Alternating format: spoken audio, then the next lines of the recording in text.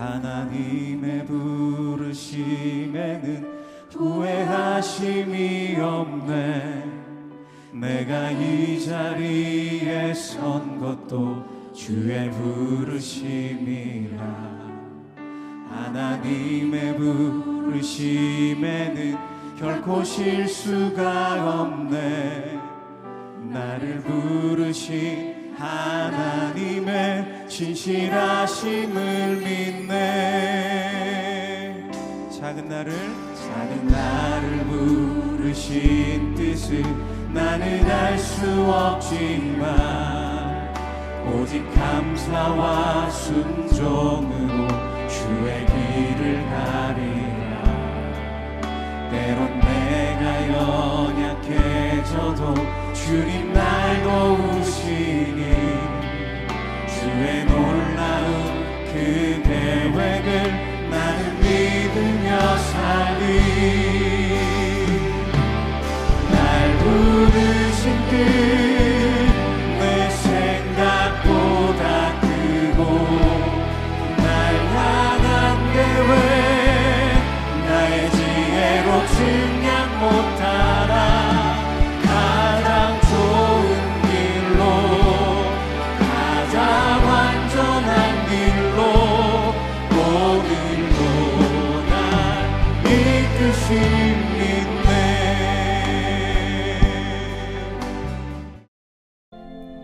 때가 이름에 예수께서 사도들과 함께 앉으사 내가 고난을 받기 전에 너희와 함께 이 유월절 먹기를 원하였노라. 내가 너희에게 이르노니 이 유월절이 하나님의 나라에서 이루기까지 다시 먹지 아니하리라. 이에 잔을 받으사 감사 기도하시고 이것을 갖다가 너희끼리 나누라. 내가 너희에게 이르노니 내가 이제부터 하나님의 나라가 임할 때까지 포도나무에서 난 것을 다시 마시지 아니하리라 하시고 또 떡을 가져 감사 기도하시고 떼어 그들에게 주시며 이것은 너희를 위하여 주는 내 몸이라. 너희가 이를 행하여 나를 기념하라. 저녁 먹은 후에 잔도 그와 같이 하여 이르시되 이 잔은 내 피로 세우는 새 언약이니 곧 너희를 위하여 붓는 것이라. 그러나 보라, 나를 파는 자의 손이 나와 함께 상위에 있도다. 인자는 이미 작정된 대로 가거니와 그를 파는 그 사람에게는 화가 있으리로다. 그들이 서로 묻되 우리 중에서 이 일을 행할 자가 누구일까 하더라. 또 그들 사이에 그중 누가 크냐 하는 다툼이 난지라 예수께서 이르시되 이방인의 임금들은 그들을 주관하며 그 집권자들은 은인이라 칭함을 받으나 너희는 그렇지 않을지니 너희 중에 큰 자는 젊은 자와 같고 다스리는 자는 섬기는 자와 같을지니라. 앉아서 먹는 자가 크냐 섬기는 자가 크냐? 앉아서 먹는 자가 아니냐? 그러나 나는 섬기는 자로 너희 중에 있노라. 너희는 나의 모든 시험 중에 항상 나와 함께한 자들인즉 내 아버지께서 나라를 내게 맡기신 것 같이 나도 너희에게 맡겨 너희로 내 나라에 있어 내 상에서 먹고 마시며 또는 보좌에 앉아 이스라엘 12지파를 다스리게 하려 하노라. 시몬아, 시몬아, 보라, 사탄이 너희를 밀가루로 사려고 요구하였으나 그러나 내가 너를 위하여 내 믿음이 떨어지지 않기를 기도하였노니 너는 돌이킨 후에 네 형제를 굳게 하라. 주여, 내가 주와 함께 오게도 죽는 데에도 가기를 각오하였나이다. 베드로야, 내가 네게 말하노니 오늘 닭 울기 전에 네가 3번 나를 모른다고 부인하리라. 예수님의 마지막 일주일을 함께 보고 있습니다. 오늘은 목요일입니다. 3년의 공적 생애의 끝자락에서 예수님은 제자들과 마지막 시간을 보내십니다. 예수님은 그 시간을 마치시며 십자가를 지시기 직전에 제자들에게 의미 있는 시간을 만들어 주십니다. 주님은 떡과 잔을 축복하시며 나누시고 몸이라 피라 말씀하십니다.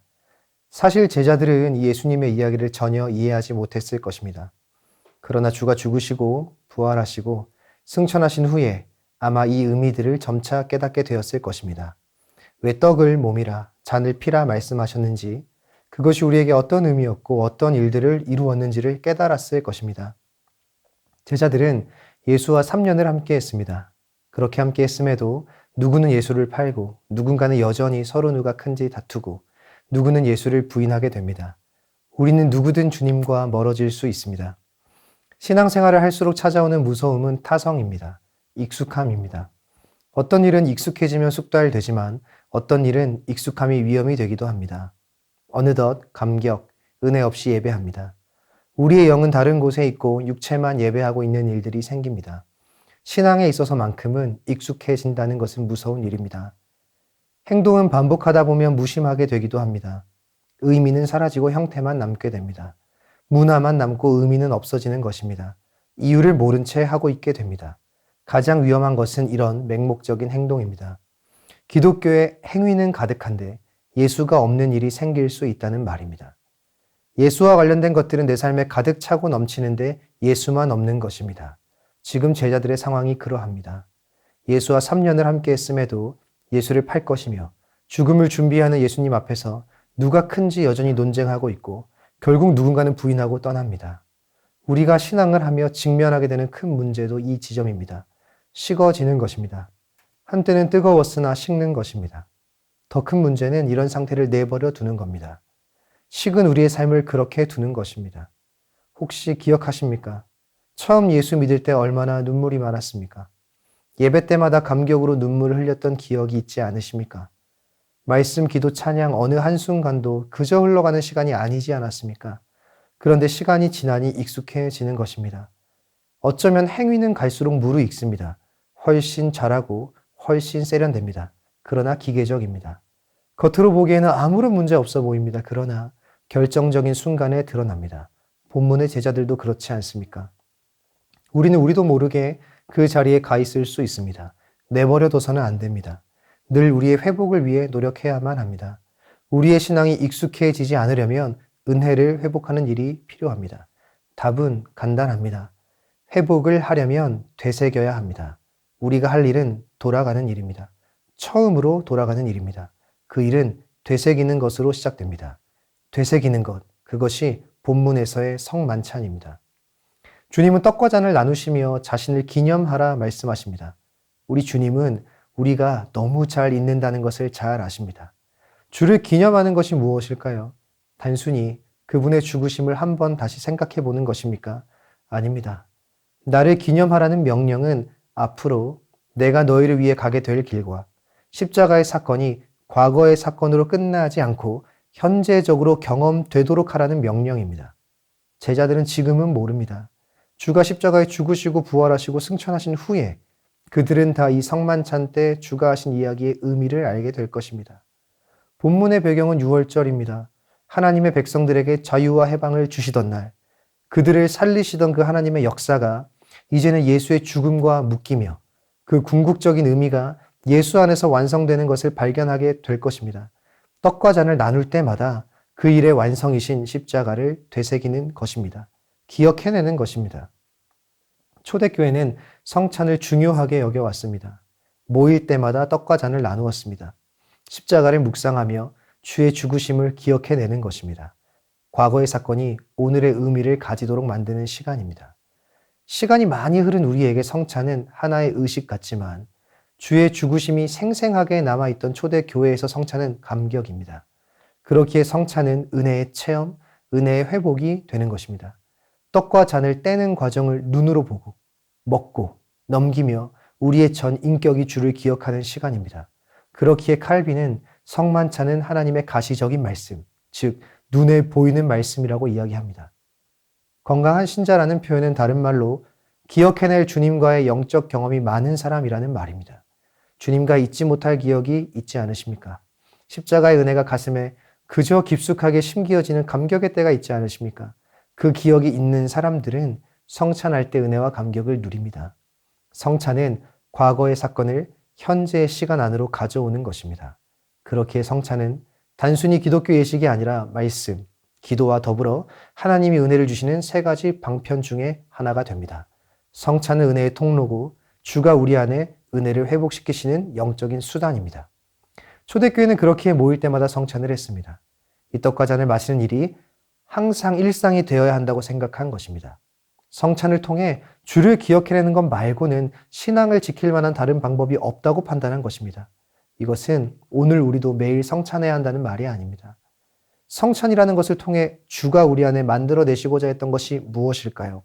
성찬은 결국 우리에게 십자가를 마주하게 합니다. 성찬을 못하더라도 우리의 일상에서 십자가를 마주하는 시간이 많아야 합니다. 날마다 십자가를 생각해야 합니다. 깊이 생각해야 합니다. 그 이야기에 깊이 잠겨 봐야 합니다. 하나님께서 역사의 한 시기에 남겨놓으셨던 하나님의 사건이 우리의 일상이라는 시간 속에 늘 확인되어져야 합니다. 그 순간 우리의 일상은 특별한 시간과 특별한 공간이 되는 일을 경험할 수 있습니다. 1년마다 우린 절기를 지킵니다. 고난주간이 왜 중요한지 아십니까? 이런 시간이기 때문입니다. 이 한 주의 시간의 본질은 뭘 더 해서 고통스럽게 만들고 고행하는 시간이 아닙니다. 이 시간, 이 기간만큼이라도 십자가를 깊이 새기고 원점으로 돌아가는 시간입니다. 첫 십자가로 돌아가는 시간입니다. 그 감격으로 돌아가는 시간입니다. 우리 중 십자가를 모르는 이가 없습니다. 단지 감격이 식었을 뿐입니다. 요즘 신앙생활에 힘이 있으십니까? 요즘 신앙이 힘들다라는 것은 십자가에서 멀어졌다는 말과 같습니다. 다시 십자가의 사랑으로 뜨거워지는 감격이 있어야 합니다. 그것 없이는 신앙이라는 이름 아래에서 하는 모든 행위가 힘들어집니다. 직분, 책임으로 유지할 수 있는 것이 신앙이 아닙니다. 영적으로 약해졌다면 그대로 더 서는 곤란합니다. 우리의 영적 온도, 현 주소를 점검해야 합니다. 식어지면 종교입니다. 오래 할수록 무덤덤해집니다. 우린 둘 중 하나로 울어야 합니다. 십자가로 울던지 십자가를 봐도 더 이상 울지 않는 나를 위해 울던지 선택해야만 합니다. 예수의 죽음을 묵상하는 것, 그 이유는 우리의 삶이 역동적으로 살아날 수 있는 유일한 길이 거기에 있기 때문입니다. 요즘 신앙이 어떠하신가요? 이전만 하신가요? 뜨겁게 만나던 그때와 지금은 어떻게 다른가요? 요즘 정도면 괜찮다고 여겨지시나요? 혹시 옛 기억, 옛 흔적으로 겨우 버티는 요즘이지는 않으십니까? 뜨거움은 추억이 되지는 않으셨습니까? 요즘 주일이 예배가 기다려지십니까? 예배가 끝나는 것이 아쉬우십니까? 신앙하며 즐거우십니까? 주와 관련된 것들이 너무너무 사랑스러우십니까? 영적 감각이 무뎌지면 십자가 앞에 감흥이 사라집니다. 이것을 행하여 나를 기념하라. 이것은 죽음을 기억하라는 단순한 말이 아닙니다. 2000년 전 사건이 나의 현재 시간 속에 늘 들어오게 하라라는 이야기입니다. 영광스러운 승리로 가는 길은 아름답지 않습니다. 그 길에는 제자의 배신, 제자들의 여전한 다툼, 스승에 대한 부인 등이 가득합니다. 그 길의 끝은 죽음 같아 보이기도 합니다. 그러나 우리 주의 구원은 고난을 우회하지 않으십니다. 영광스러운 결과가 고난을 지나갑니다. 이게 무슨 말입니까? 하나님의 역사, 하나님의 일하심은 고난을 피하지 않으십니다. 고난에 막히지도 않으십니다. 결국 이루어집니다. 그 시간을 뚫고 길을 열어가십니다. 하물며 우리의 정체된 상황이 문제가 될까요? 잠시 무덤덤해지고 십자가를 잊어버린 종교적인 신앙의 자리를 주가 다시 새 역사로 만들지 못하시겠습니까? 우리의 지금의 한계가 주의 일을 막을 수 있을까요? 그럴 수 없습니다. 오늘부터 다시 돌이키는 은혜가 있으시길 바랍니다. 무뎌진 우리의 가슴에 다시 십자가를 새기실 주님을 기대하시기 바랍니다. 받아 먹으라, 내 몸이라. 이 말을 내가 언제고 너에게 나를 다시 기억나도록 하겠다라는 이야기임을 기억하시길 바랍니다. 십자가를 깊이 생각하는 하루가 되시길 바랍니다. 과거의 사건이 오늘과 단절되어서는 안 됩니다.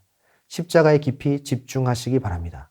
그때 십자가를 통해 우리 가운데 흘러 들어오는 수많은 메시지와 은혜가 우리를 다시 살려놓을 줄 믿습니다.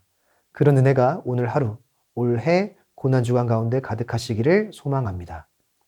기도 제목을 읽고 함께 기도하겠습니다. 의미는 사라진 채 형태만 남은 신앙들이 다시 회복되게 하소서. 아멘.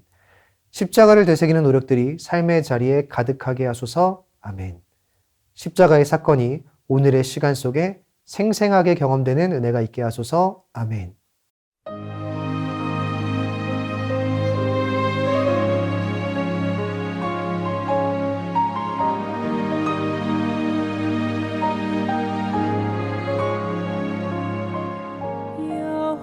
여호와는 나의 목자시니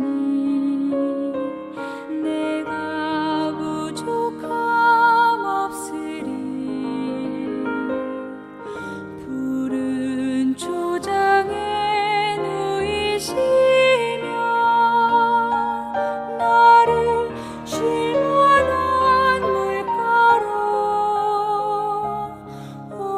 주께서